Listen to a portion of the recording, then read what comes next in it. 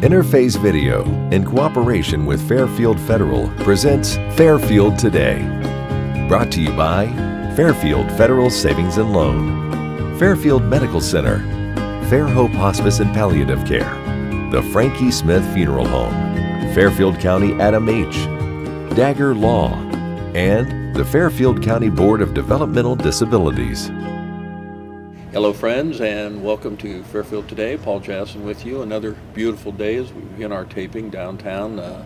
Cool out, we say the least, but it is that time of year, and of course maybe it's always that time of year in Lancaster and Ohio. We know what weather can be in this area, but it's a beautiful day as we begin taping down here. We're going to begin with a young lady that we've had on before. Now last week we had the mayor on to talk about a lot of the things that were going on that they just heard at the state of the city, and we'll kind of continue some of that today with Stephanie Bosco. Welcome back. Thank Good you. to have you on. Nice to be here. I guess we need to have you on perhaps more often than we have, because as I drive around the streets of Lancaster, economic development is happening. It's true. It's A lot true. going on here for you. Yeah, 2025 is going to be the year of construction. It looks like it. And from what I see and everything I hear when I would be on some of the social media, people are always wondering what's going on, what's being built here, and the answer always seems to be, well, it's apartments or it's homes or it's something.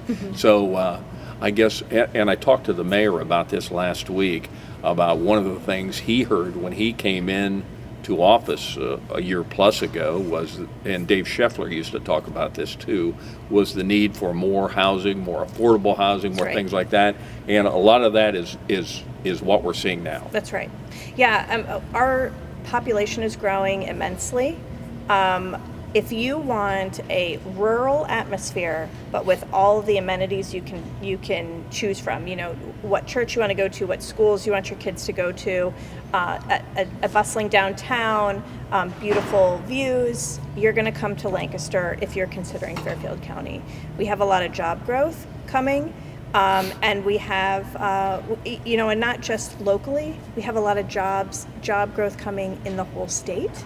Andoril just announced 4,000 jobs in this southernmost portion of Rickenbacker. It's 25, Sure. 40 minutes from And the way you go Lancaster. 33 right now, no lights. That's right. That was all the plan for this. That's right. And 33 is going to be widening in places as well, so it's going to make it even easier to travel. So I guess that's when you look back at the big master plan, that's sort of that. If you make these roads accessible, make it more, make it easier for, say, to go from Columbus to even Southern Ohio or Athens around. If you, and it certainly is now compared to what it was 20 years ago. This is what you get. That's right. That's right. You're going to get growth. The easier it is to get here, the more people will come to us. Have we seen? And it is just an aside, quick aside. Intel. That's something that's we're getting some growth from. Absolutely, we're going to get growth from that. It's still less than an hour to drive to the Intel site. And again, if you want to live outside the fray, easily you're going to come down here. You've got a full community here, and you can be a little bit further away. It's going to be less expensive as well to come down here as opposed to first inner ring home options around Intel. And I think a perfect time to have great schools. Yes, Well, yeah, that's got to be a plus. that's right. That's right. Yeah. Stephanie Bosco with us, Economic Development Director for the City of Lancaster. And one of the things I wanted to have you on, I touched with this with the mayor last week, was I didn't realize it's called the Shoemaker Building. That's right. Which is, as I remember it, the old Essex Wire Building, a big 3 or 4 story building down there. I think it's on the on the corner of Mulberry and Columbus Street, and it's being rehabbed. I mean, you see stuff going on outside. I can't imagine what's going on inside, but this is a big deal. Oh, this is a very big deal. It's a $20 million redevelopment. Wow. They've received historic tax credits. They received what we call TMUD. It's a state program, Transformational Mixed Use Development. The city and the Port Authority have supported it as well. I'm sure there are other programs that I can't remember right this moment.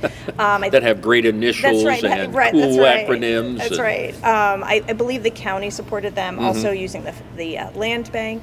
But this is going to be a massive addition to downtown. Second and third floor will be apartments. First floor will be commercial, some short-term rentals as well. So it's really going to help drive more activity downtown. We're really excited about it. Daimler just came on as a partner. They're going to do the construction, and the mayor and I and some other folks just took a tour recently. You can see they're now cutting into the ground. They're starting to put in their utilities. Now, some people will say, it doesn't look like there's a lot going on, but inside, new roof, new flooring, new beams, all the structural, unsexy parts that cost millions and millions of dollars has been going on the inside too. So it's very exciting. And this predates me by years and years. Mayor Scheffler and my predecessor, Mike Pettit, have worked very hard on this. And urban restoration has also been so dedicated to Lancaster. There have been times that we thought the project was going to crumble, literally and figuratively. And he really has been staying the course, and so we're just really excited about it. Well, I guess that speaks to somebody really wants this to happen. That's right. Bob Schilling, Urban Restorations, he really wants this to happen. So. Well, it looks like it is. Is there a time frame for this? So here we are early on 2025. Are we talking a year, 2 years? Spring 26. Oh. Yes. But I think you're going to see a lot more happening in and around the building, especially as Daimler comes on. They have more resources, they have more hands. So yeah, it's really exciting. Is parking a part of that? Is there going to be some parking in there or around that? Will that come about? So Amanda Everett would kill me if I ever said that there's a parking shortage. She downtown. would not like that. I understand. But they did. They took some useless outbuildings and they demolished those, and they've made a parking lot specifically for the tenants. And so there will be long-term parking for those overnight cars that are going to sleep there. Sure. And then there's a lot of parking out in that direction as well. So. Well, as I was mentioning to Mayor, and I've mentioned to you, when you drive around the city, everyone's just kind of abuzz by all the, I guess we call this economic development, but we're talking about homes and apartments. Gosh, they're all over the city. Over. That's true. And that's a good thing. It's a good thing. We've had some projects that have completed already include Clear Skies Rehab Hospital. I just saw it today when I came by. What a fabulous facility. It is really great. Take a tour. You never know when you're going to need it. The Springs at Wyandotte is full service. Is that the one on 37 up on the hill? It is such a beautiful, picturesque location. At Concord Manor, it is a redevelopment of some downtown apartments. Those are completely redone. It looks beautiful. And then Whittier Townhouses out on Whittier. But under construction. Is that the one that are kind of behind Kane's restaurant? That's right. I came by there, and I don't think I looked at it. I came by there the other day. They're up. Was it? Yes, absolutely. Yeah. Wow. So they're up and running. They're renting them right now. So we've got the Shoemaker. We've got Sells Green out on Sells Road. That's going to be 40 affordable units. On the left as you're going up the hill toward the hospice area. I've seen all that develop. I figured that was it. That's right. Emerald Place is going to be on South Ewing, 219 units. That's another affordable project. Is that across from what would be Anchor Hocking Plant 2 back in there? That's right. Wow. Yep. Wow. At Timbertop, Kingsbury Assisted Living is well under construction, and they just announced they're going to be building villas for independent living for seniors. And then Fairfield Park on Hubbard and Columbus, they just are clearing out the trees, and they're getting going on their construction as well. That's 250 units with just a component of affordability. So that means a portion of the market rate apartments are going to be at a lower rental point so that they can be more accessible. And I think you correctly gave a lot of credit to your predecessor, who I know you work with, Mike Pettit, and to Dave Scheffler, because this kind of building, although we're seeing it now, it just didn't come into play last month. That's right. It's a long time coming, a long time growth, and now we're seeing the benefits of that. That's right. That's absolutely true. So got to be pretty fun to be in your job right now. Lots of moving parts. It is fun. Once something gets announced as dead, I'm like, I'll wait a little while. It comes back to life. It dies, comes back to life. It's playing the long game. That's for sure. Yeah, and again, that's a part of just working the project like Mike did Yeah. for those years. You just keep beating the path. You keep calling these people. You That's keep right. dealing with them. You keep answering their questions with positive responses. Absolutely. And eventually it leads to, okay, let's do it. That's right. You know, any project, whether it's housing, it's industrial, it's a constant process of vetting to eliminate. And you want to give, obviously you're going to want to give the correct, not the correct, the accurate information. Do we have enough gas? Yes, we do have enough gas. Do we have enough water? Do we have enough this? Do we have enough that? And when you come to a point where you're like, we don't have that thing you're looking for, sometimes companies will leave and come back around and Yeah. say, okay, we've made some changes. We don't need as much of this utility as we thought we did. So you always want to give accurate information, and even if they vet you out of the process, you don't want to attract anything that we can't fully support. Sure. And you talked about something, I think I would eventually get to that, is I go by there frequently on 6th Avenue, the water department building, compared to what it is now and what it looks to be in the future.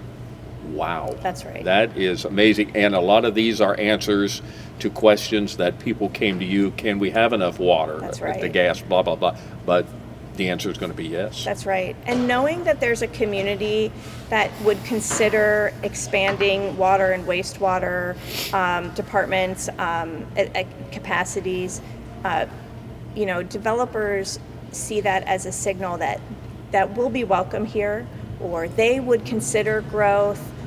This is not out of the question. So, you know, development begat development. And I think that's why we're seeing so much residential development.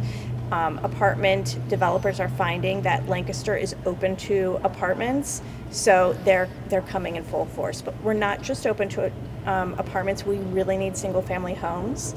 And we have a couple projects in our pipeline that we're working through that could bring up to 500 single-family homes. So we need housing on all levels. And something that I know you're very conscious of, and I saw this, golly, 40 years ago, many years ago, up at Violet Township, where the growth kind of outpaced maybe the thinking ahead a little Yeah. bit, and it got ahead of the cart. That's right. And it was a problem for a long time. Maybe it's been corrected now, but probably that's something you, the mayor, all the heads of the departments in the city think about as we've got to have a plan here. That's right. I think about the schools, how well they've planned this all out, and now with just one school to go opening up in a year or so, all the schools will be new. Big plus for the city. But I'd like to think that's how the city has looked at things, and you've indicated that you don't want to just give an answer. You want the answer that's correct, not one they just want to hear. That's right. We have a housing study that we're trying to get off the ground this year, and that will help reinforce the type of housing that we need. I know people are going to say, oh, there's so many apartments. Say there's 600 apartments, that's maybe 600 at the lowest, maybe 600 new people. But we have so many jobs here that this is going to bring in people that live outside the city, maybe buy their groceries here, certainly work here. We want them to live and work here. And 600 is not a lot in the long run. But at the same time, we don't want so many apartments that we can't eventually fill them. So we're going to be using that housing study to help continue to direct our growth. The county just did a comprehensive study, and I think the city, we're starting to have conversations about the city doing their own comprehensive study to understand our growth and where things should go. I think that speaks a lot to the community, the city, the county, being open to, we've never done it that way, but maybe we need to do it that Sure. way if we want to continue to grow in the fashion that's correct. That's right. Yep. So, and you mentioned Amanda Everett. I'm sure Amanda is beside herself. I know she has with this Shoemaker building. She's just gaga over that. She's been a great support. We wished 10, 15 years ago, gosh, we got to revitalize it downtown. Well, we were worried about what we thought about it, and now the downtown is buzzing. You see it every day where you are. That's right. literally, I have a beautiful view of the fountain and downtown, and I often, when we have clients in, I kind of, pull them into the room, and I'll stand and pontificate about how wonderful Who our wouldn't downtown want is. this? I know. And when the weather is nice, I tell them, we brought the nice weather for you. We'll do it from now on if you want to locate here.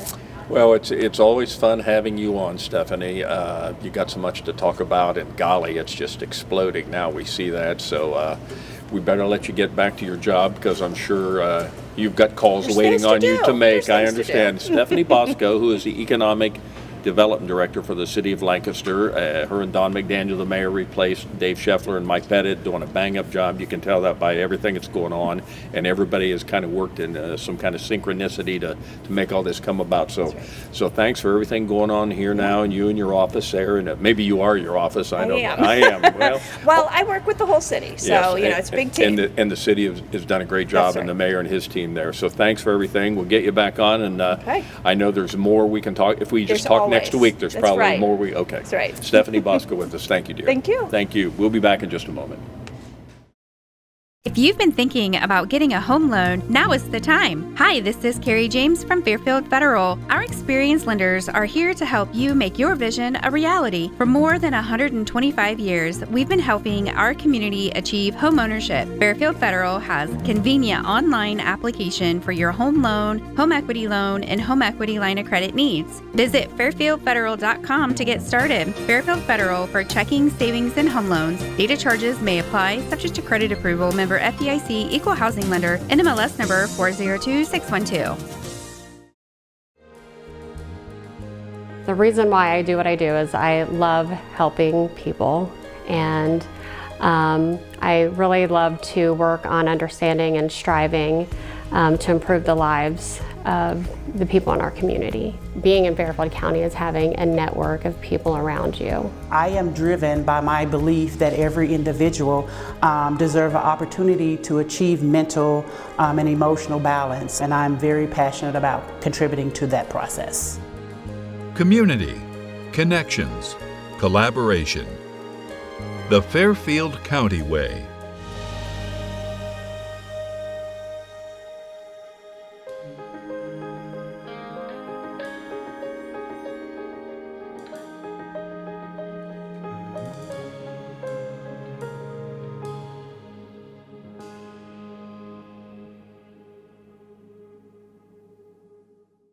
What makes Fairhope what it is our staff. It's always a question that we ask, why do you want to be here with us? And what they most always say is, you've touched my life this way.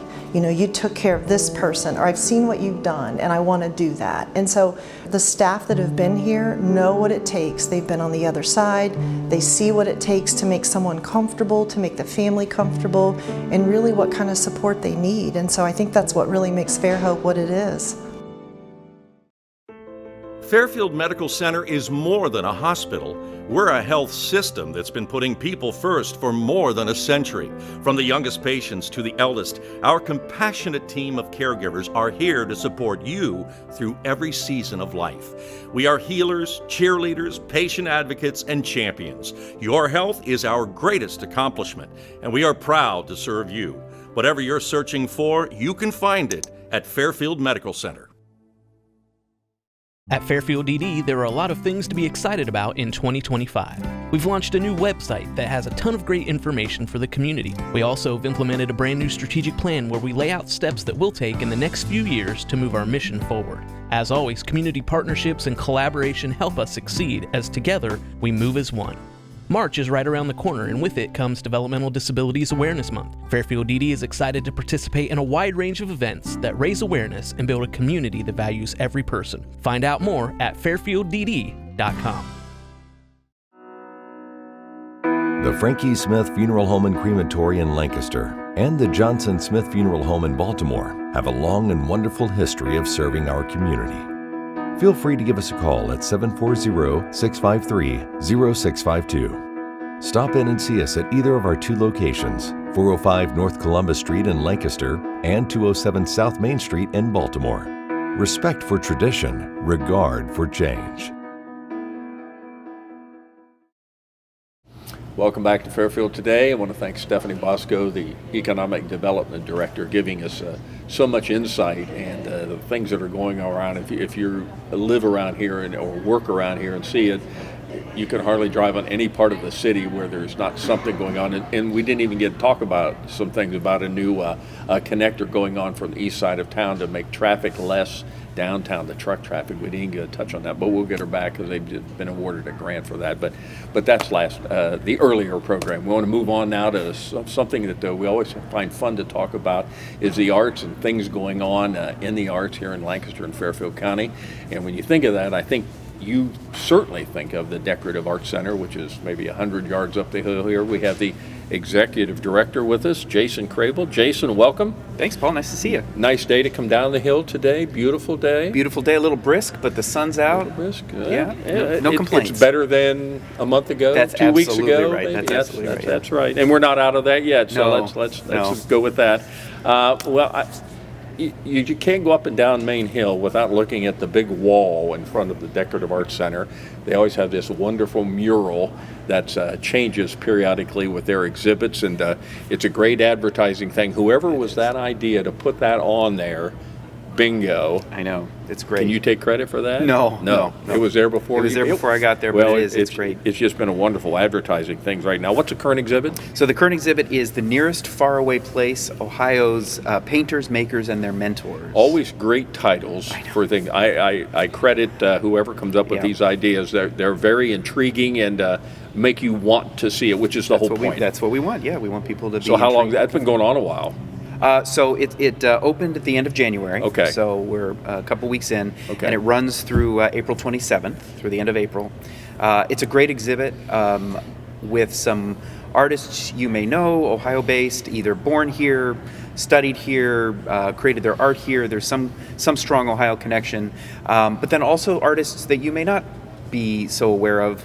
And it's a nice sort of family tree of Ohio artists, the people who taught artists and their work, and the people who were influenced by various artists. And so it's a nice sort of layered exhibit, all from all around the state, all the various regions, and a great exploration of who these artists were. You know, we talk about all of these, we think about all of these artistic hubs: New York, Chicago, LA, and London, Paris. The reality is that Ohio is also a hub for great artists. We just may be a few, we're always, with fashion and other things, maybe a few months or years behind, but we get there, and there's some great art that has come out of this state, and this exhibit celebrates the 19th and 20th century artists who represent that. Sounds like this exhibit hits all the buttons that the Decorative Arts Center finds important in terms of the history, of local ties, of international ties even. Sounds like you've got a lot going on. Yeah, I always say there's always an Ohio connection, right? And at the Decorative Arts Center, we try to anchor our exhibits and our programming through the lens of Ohio, but it doesn't necessarily limit us to Ohio. If you that sort of broad sense that Ohio is Ohio is sort of the anchor for a lot of things beyond our own borders, and so it's a nice exploration of all of those things. Now, with this current exhibit going on, are the art classes that you have, are they tied into that? So many of them are. In fact, we have a series of art classes called Sketching in the Salon all throughout the course of the exhibit that gets artists of all ages into the gallery spaces, kind of see the art on the walls and as inspiration for their own works. That's running throughout. And then we have our other regular classes that we do, our Wednesday watercolor classes, and we've got an oil painting class we just started this winter spring. So always looking for ways to broaden our reach and offerings for our art students. So with the current exhibit, what's the hours up there for you folks? So we're open Wednesday through Friday 11 to 4, and Saturday and Sunday 1 to 4. So we are always free to the public. I know that we're up the hill a little bit and in a big old building that can sometimes be intimidating for folks, but we are free. We are an open museum. We're a museum for the community, and we want people to feel like we're their museum.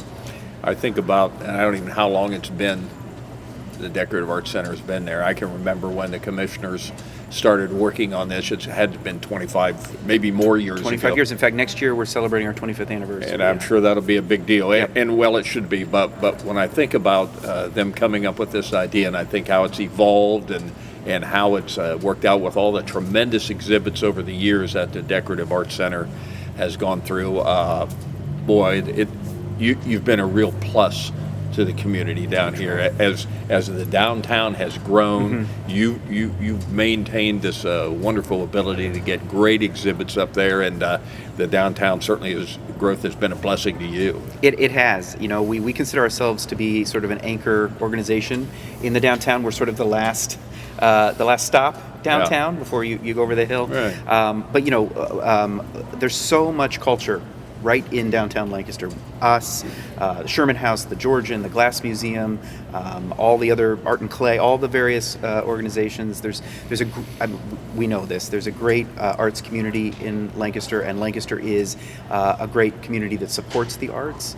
And whether it's the visual arts like we do, or the performing arts at the various choirs and theater troupes and things, we're so grateful to be part of that. And it's worked out well. I mean, the vision here that the commissioners once upon a time had is you bear that out. I mean, just look at what's happening downtown. What you say, all the museums, all the arts, all the different kind of art forms we have down here, and we see a lot of it certainly at the festival, but it goes on 12 months a year. Yeah, the festival's a great anchor program for the arts in town, right? It's sort of everybody knows that weekend this summer is a great anchor, but there's arts happening all year round. Sure. And it's we're proud to be a part of that. So this current exhibit through April? Yep, through April 27th, Sunday, April 27th. And then we'll be, we're sort of in our interim period for a month or so. And then we're very excited. Here we go. Our summer exhibit, opening May 31st, is Star Trek and Worlds Beyond. Bingo. Yes. Those folks who remember our previous Paramount exhibits that we have partnered with Paramount. The wonderful Randall Pictures, Throp. Randall Throp, that's right. We've had lots of exhibits. I think this will be our 5th exhibit from Paramount. And we focused on Edith Head and the Hollywood Golden Age and all this amazing fashion and design. Amazing stuff. And we thought, what about if we look at, we're a decorative arts museum, fashion, clothing are decorative arts, the tools we use can be decorative arts. Star Trek is all about sort of imagining the future, and so what about the decorative arts of the future? So it'll take a little broader scope than that, but that was sort of the anchor piece, and I'm really excited to be bringing costumes and props and things from the full range of the Star Trek universe. And Randall involved in this? Randall is curating the exhibit. Most of the collection is coming from the Paramount archive, and we're really excited to be able to bring this. And as you said, there's always an Ohio connection, and this is a good one here. Yep. I like to say that the motto of the state of Ohio should be "Ohio, you're welcome." That's excellent. I don't know if that'll. You might want to, like three-peat, you might want to register that now, because if it comes about, you want to be able to get the checks come to your house. That's right. TM, yeah. Heading into the spring now, 2025, but looking ahead, art camp, big deal for you folks? We actually have 2 camps this year, June 9th through the 13th, ages 6 through 12. It's a great, fun camp. Get kids just excited about art and exploring new techniques and having fun with it. And then on June 4th, 5th, and 6th, we have sort of an art camp for the grown-ups that never wanted to grow up. Essentially, 16 to adult, come and have a couple days of art camp for yourself, and it's going to be a lot of fun, I think. And I think you touched on it.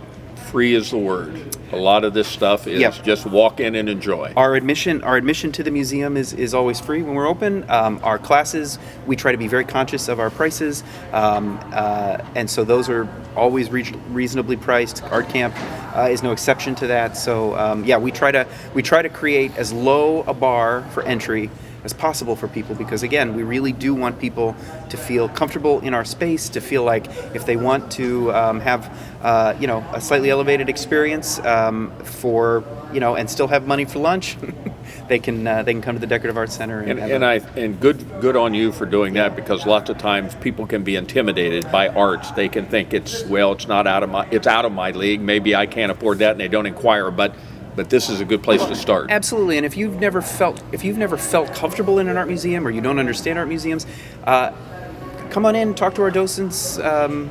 Take a class with us. Just kind of get connected. Again, there's no fee to enter the museum. It's a beautiful house. The house is a great learning opportunity too. So there's plenty to do, and you can't beat the price. What's the website? decartsohio.org. It's a great website, very intuitive. A lot of information going on now, Star Trek, things coming up in the future, the art camp, the art classes going on, everything's right there. Yep. A lot of information online. Jason Crabill, Executive Director, thanks for coming down the hill. We're excited about what you've got coming up here in the summer. We'll talk to you more as we get closer Sounds to good. that. You're a busy man. Busy, but it's all good busy. It's a great job, and I love what we do. You do a great job, Dan. Thanks Thanks to you and your staff for what you do. Appreciate it. Thanks for joining us at Fairfield Today. Interface Video, in cooperation with Fairfield Federal, presents Fairfield Today.